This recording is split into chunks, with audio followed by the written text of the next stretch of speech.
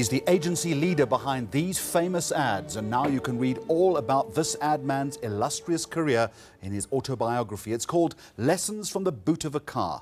This is Mags on Media, a special with Reg Lascaris.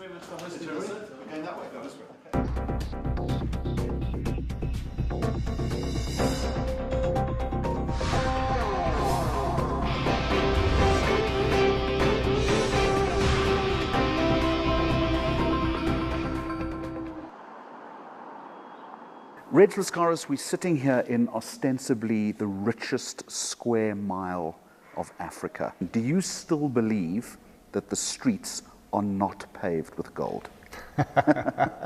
Listen, when you start out the boot of a car, nothing's paved with gold. But fortunately, for us, things got a lot better. Do you still love this business? I do. Sometimes I love the business more than maybe being at the front end of the sharp end of the business, but I love the business and I love what it does. Let's go back to the beginning of the book. Selling homes, bumming around Paris, the music industry, the film industry. In fact, you say you were a serial reject. What does that mean? Totally. Well, let me start from the beginning, because my first trip out of the country was to Paris. My mother, how old were you at that point? I was 20, early 20s, and my mother worked for an airline, and she managed to get 2 free tickets for me and my friend Tiki, because he was small. And we landed up in first class because we got upgraded, and we thought, this is the life, this is travel. Then we got to Paris, and we started walking around the streets, and it happened to be the time of the Sorbonne riots. And we saw all these people running around, and so we went there to watch. And the next minute, we got people lifting us from behind and putting us in a police van. So my first experience of Europe was in the back of a police van. That's when you pretend not to speak French, because I can speak a little bit of French. And I was putting on my heavy South African accent saying, no, we visitors. And eventually they let us go.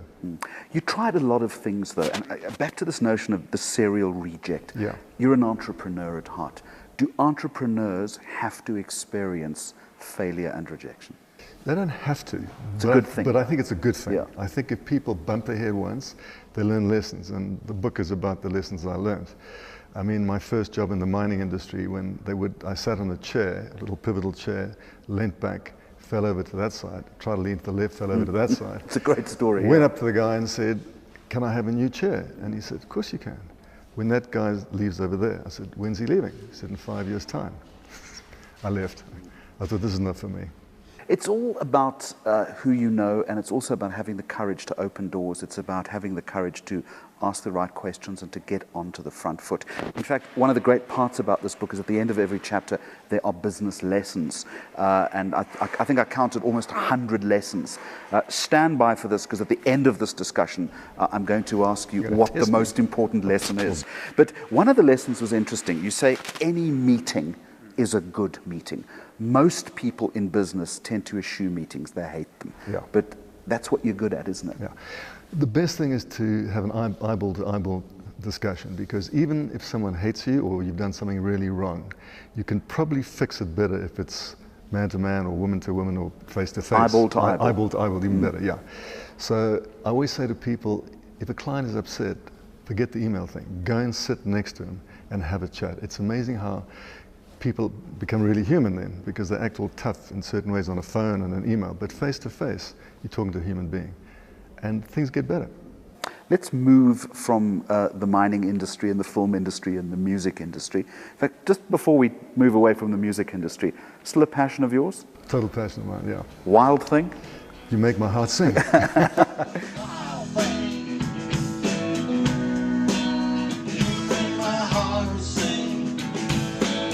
First efforts at starting an agency ended in failure. Correct. You also say, though, that one of the lessons in life is that money isn't as important as reputation. Take me back to the agency beginnings of Reg Lascaris, but also reflect on this thing about reputation. Okay, we started an agency called Hands, young guys, and actually we started doing quite well. Nice creative work, and we thought we needed an accountant. First big mistake, a guy walked in, he looked like an accountant, and he said, I am an accountant. So he said, great, you got the job. Oh, this is the great rip-off, isn't it? This is the great rip-off, yeah. Of course, yeah.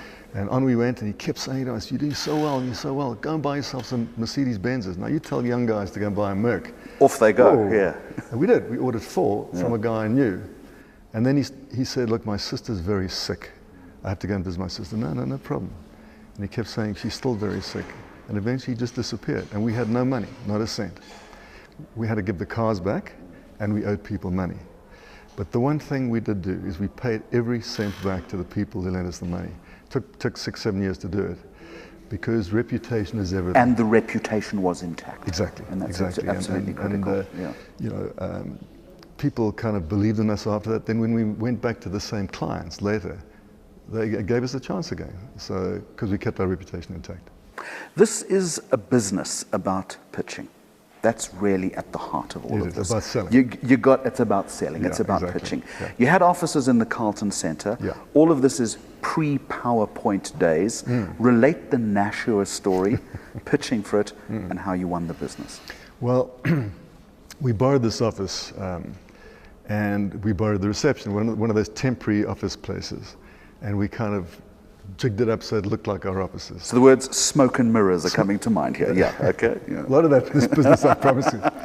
Anyway, the client came in, we did our presentation. I had to do the strategy, and I said, no, I know all about the strategy. And so I wrote out the strategy and presented to this guy called Terry McClintock and Frank Barocks and a couple of guys.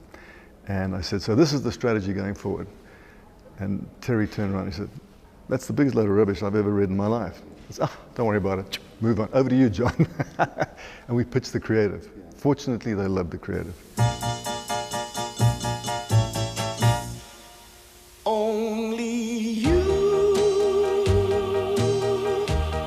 can make this world seem right. Only you can make the darkness bright.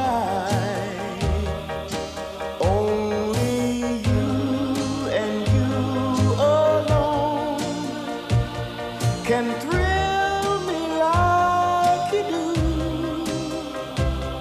and fill my heart with love for only. And still today, it's saving your time, saving your money, putting it first. You segue very nicely into the next question. John Hunt, your creative partner. John presented the creative. They loved the creative. That's been a mantra of this agency for so many years. He's the schmoozer. I'm the creative guy.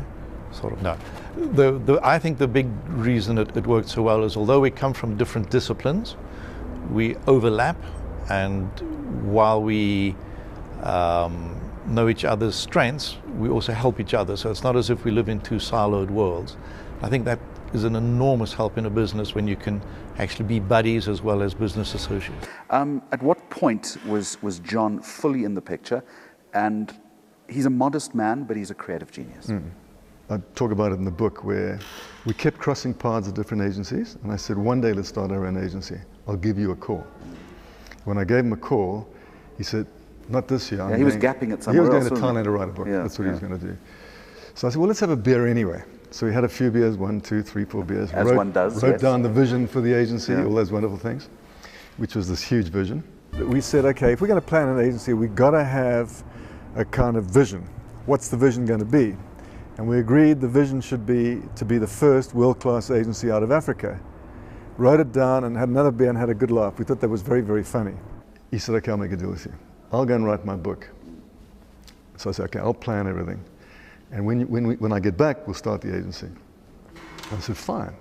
We did everything right, except for we never bought cars. We didn't have enough money to buy cars. So, but everything else was in place, and up we started together. And that's a good place to go to the boot of the car. Yeah. What sort of car are we talking about? Where is the car?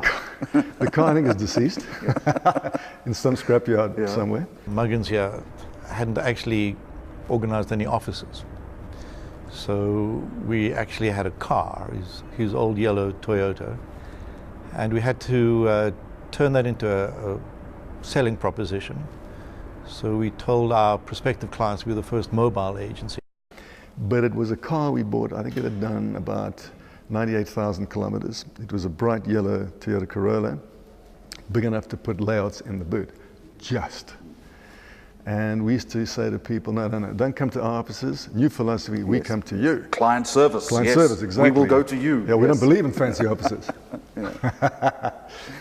Anyway, so off we used to go. And the first presentation we did, we were screaming off because we were late.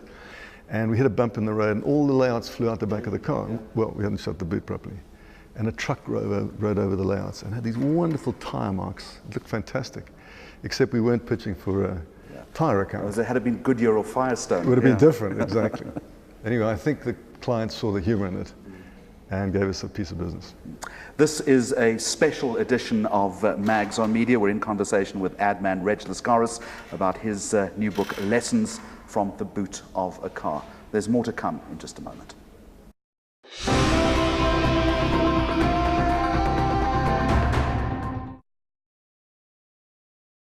News that moves. ENCA.com.